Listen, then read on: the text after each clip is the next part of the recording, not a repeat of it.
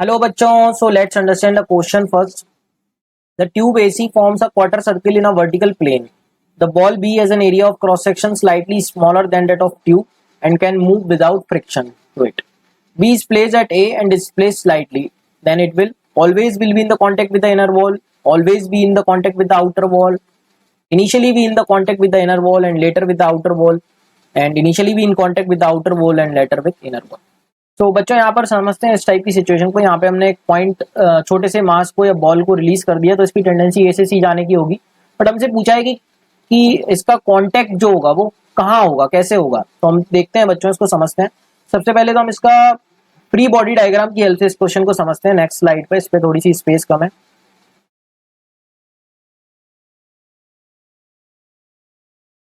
तो बच्चों हम डायग्राम बनाते हैं सबसे पहले इस तरीके से। ये हमारा बड़ा सा डायग्राम हो जाएगा इस तरीके से, ठीक है। ये हमारा सेंटर है और हम मान लेते हैं कि जो बॉल है वो इस तरीके से यहाँ कहीं आ गई है और इसने कितना एंगल ट्रेवल कर लिया है, वर्टिकल से थीटा एंगल इसने इस तरीके से ट्रेवल कर लिया है। और यहाँ पर इस बॉल की जो इनिशियल स्पीड थी, जस्ट रिलीज किया तो हम 0 ले लेते हैं। और इस पॉइंट पे इसकी टेंजेंशियल स्पीड हम ले लेते हैं बच्चों v। सो सबसे पहले तो हम इसका फ्री बॉडी डायग्राम बना लेते हैं। तो इस पे नीचे की तरफ क्या लगेगा बच्चों, वेट, डेट इज mg। और इस डायरेक्शन में ये एंगल भी बच्चा थीटा हो जाएगा, हम देख सकते हैं।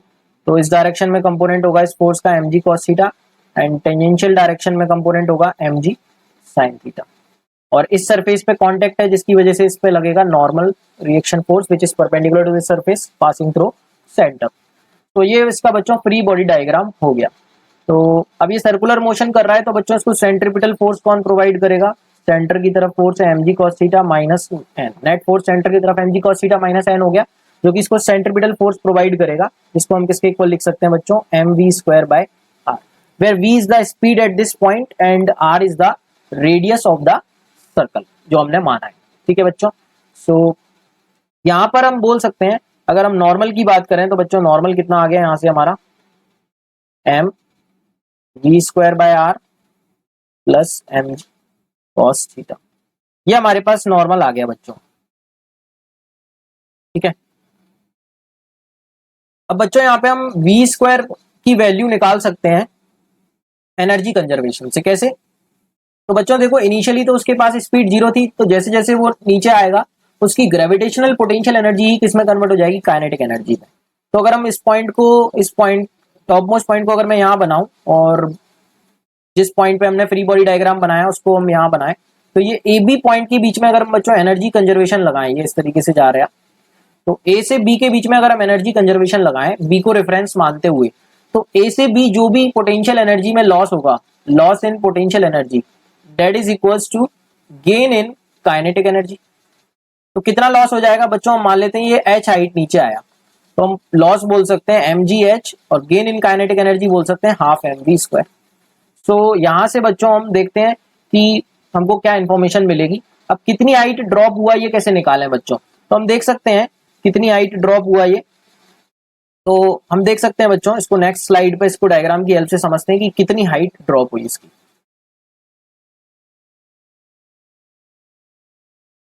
तो इस तरीके का फिगर है बच्चों, यहाँ आया ये, एंड ये एंगल हमने थीटा माना। इस तरीके से हम यहाँ पे परपेंडिकुलर ड्रॉ कर लेते हैं। तो ये हाइट ड्रॉप हुआ, तो ये टोटल हाइट कितनी है बच्चों, रेडियस, ठीक है। और ये वाली यहाँ से लेके यहाँ तक की हाइट कितनी हो जाएगी, ये हमारे पास आर है बच्चों। तो इसका ये साइड कितना हो जाएगा, अगर हम इस ट्राइंगल में गौर से देखें तो ये हो जाएगा बच्चों आर कॉस थीटा। तो हम बोल सकते हैं जो बची हुई गिरी हुई हाइट एच कितनी हो गई बच्चों, R minus R cos theta. तो ये हो जाएगा R into 1 minus cos theta. तो इसको सब्स्टिट्यूट कर देते हैं बच्चों, R into 1 minus cos theta को यहाँ पे, तो ये हो जाएगा M G into R into 1 minus cos theta, that is equals to half M B square. तो एम से एम कैंसिल हो गया बच्चों, और 2 इधर ले लेते हैं, तो ये हो जाएगा 2g into 1 minus cos theta is equals to V square by R. तो सेकंड इक्वेशन बोल देते हैं इसको फर्स्ट।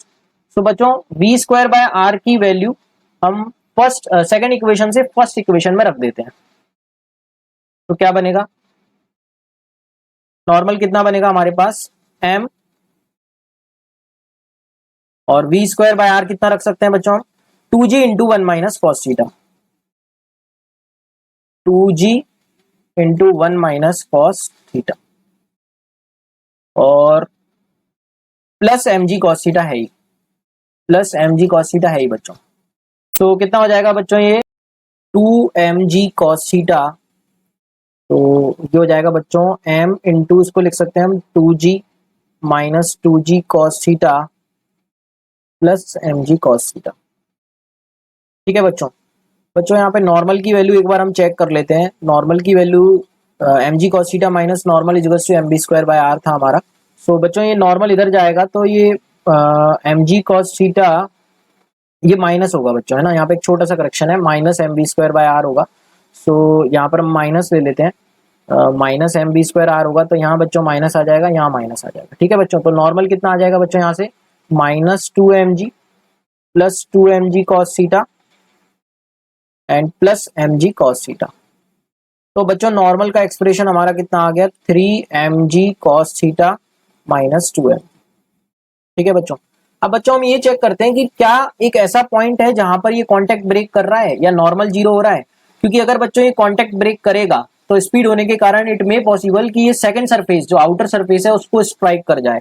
सो हम देखते हैं कि क्या एक ऐसा पॉइंट हो सकता है जहां पर नॉर्मल जीरो हो। तो नॉर्मल को जीरो के इक्वेट करते हैं बच्चों। तो अगर नॉर्मल को जीरो के इक्वेट करेंगे तो 3mg cos थीटा किसके इक्वल मिल जाएगा हमको, 2mg। तो बच्चों mg से mg कैंसिल हो जाएगा, तो cos थीटा हमको एक ऐसा एंगल मिल रहा है 2/3, या theta is equals to cos inverse 2/3 एक ऐसा एंगल मिल रहा है बच्चों जहां पर नॉर्मल जीरो हो रहा है।